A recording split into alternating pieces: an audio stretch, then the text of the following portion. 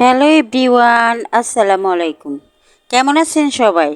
আশা করছি ভালো আছেন। আবারও নতুন একটা রেসিপি নিয়ে চলে আসলাম।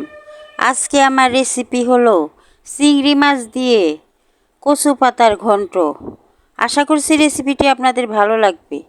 যদি রেসিপিটি ভালো লাগে তাহলে একটা লাইক দিয়ে সাবস্ক্রাইব করে আমার পাশে থাকবেন আরও নতুন নতুন ভিডিও পাওয়ার জন্য। তাহলে আমি এই ঘন্ট কিভাবে তৈরি করি সেটা আপনাদেরকে আজকে দেখাবো। তাহলে শুরু করি। এখানে আমি কচু পাতা নিয়েছি অনেকগুলা। এই কচু পাতা দিয়েই আমি আপনাদেরকে ঘন্ট করে দেখাবো। এখন এই পাতাগুলো আমি ছোটো ছোটো টুকরো করে নেব। ছোটো ছোটো টুকরো করে ভালো করে ধুয়ে পরিষ্কার করে নেব। এখন এই কচু পাতাগুলা আমি ছোটো ছোটো টুকরো করে নিলাম। এখন কচু পাতাগুলা আমি ধুয়ে পরিষ্কার করে নিলাম। এই কচু পাতা সেদ্ধ করার জন্য আমি এখন চুলায় চলে গেলাম। চুলায় একটি প্যান বসিয়ে দিলাম। প্যানে আমি পাতাগুলা দিয়ে দিলাম। এখন এর মধ্যে আমি লবণ দিয়ে দিব। লবণ দেওয়ার পর এর মধ্যে কাঁচামরিচ কেটে রেখেছি তা দিয়ে দিব। কাঁচামরিচটা আপনি কম বেশি করে দিতে পারেন।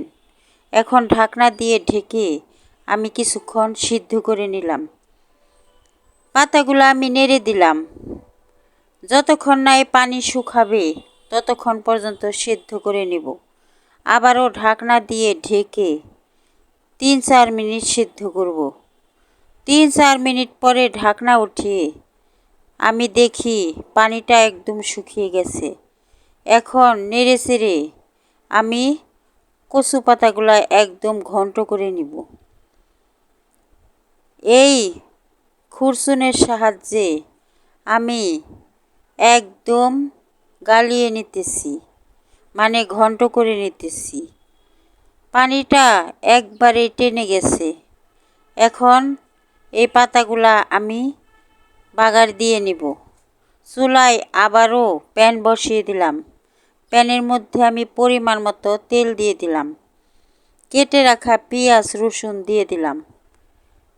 এখন পেঁয়াজ আর রসুনটা আমি ভেজে নেব লালচে কালার করে। নেড়ে চেড়ে ভালো করে পেঁয়াজটাকে ভেজে নিতেছি।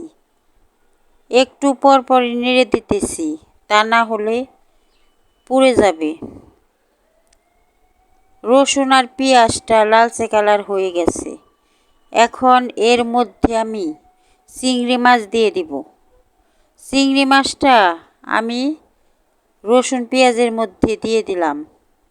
এখন একটু নেড়ে এর মধ্যে অল্প একটু লবণ দিয়ে দিব। যেহেতু পাতার মধ্যে লবণ দিয়েছিলাম ওই কারণে অল্প লবণ দিয়ে দিলাম। অল্প একটু হলুদের গুঁড়া দিয়ে দিলাম। এখন নেড়ে চেড়ে মাছটা আমি ভালো করে ভেজে নেব। নেড়ে চেড়ে চিংড়ি মাছটা পেঁয়াজের সাথে ভালো করে আমি ভেজে নিলাম। এখন এর মধ্যে যে কচু পাতাটা সেদ্ধ করে রেখেছি তা দিয়ে দিলাম। পাতাগুলা দেওয়ার পর এখন নেড়ে চেড়ে ভালো করে আমি কচু পাতার ঘন্টটা তৈরি করে নিব। আমি ভালো করে নেড়ে চেড়ে পেঁয়াজ রসুন আর চিংড়ি মাছের সাথে মিশিয়ে নিলাম। মিশিয়ে নেওয়ার পর এখন এর মধ্যে আমি এক টুকরা লেবুর রস দিয়ে দিলাম, যাতে গলায় যদি ধরে তা যেন না ধরে, ওই কারণে লেবুর রসটা দিয়ে দিলাম। এখন লেবুর রস দেওয়ার পর আবারও নেড়ে চেড়ে ভালো করে মিশিয়ে নিলাম। এখন চুলার থেকে আমি নামিয়ে নিলাম। এইভাবে একবার চিংড়ি মাছ দিয়ে কচু পাতার ঘন্ট তৈরি করে খেয়ে দেখেন, একদম এর স্বাদ ভুলতে পারবেন না।